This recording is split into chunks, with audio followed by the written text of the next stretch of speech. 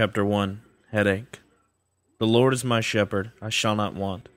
Psalm 23:1. My head was killing me. It had been a full day already, but as if that weren't enough, now my head was splitting in two. The timing could have been better. I was in New York City for the presentation of the Heisman Trophy, and I'd spent most of the day exploring New York with my family and friends. But it had taken its toll. A migraine had set in. I guess the travel schedule had brought it on.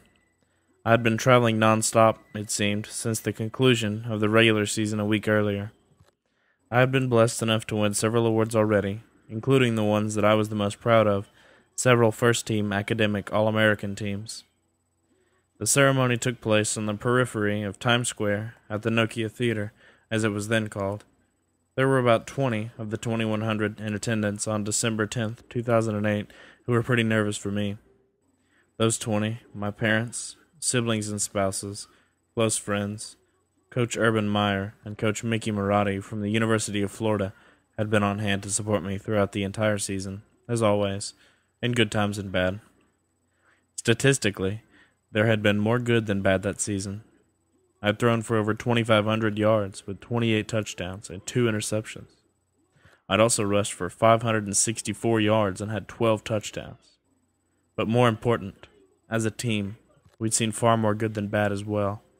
We were 12-1 and had only one close game in the last 2 months. Of course, Colt McCoy and Sam Bradford, both of whom were invited by the Downtown Athletic Club, were seated beside me on the front row, also had great seasons. We hadn't played either team yet. We would be facing Oklahoma and Sam Bradford in the BCS National Championship game a month after the ceremony.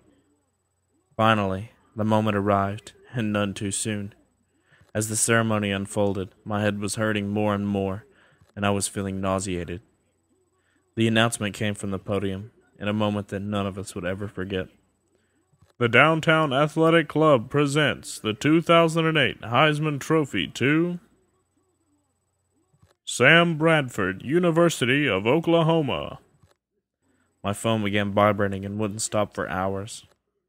Text and voicemails from teammates and coaches, all to the effect that we would take it to Oklahoma in the championship game.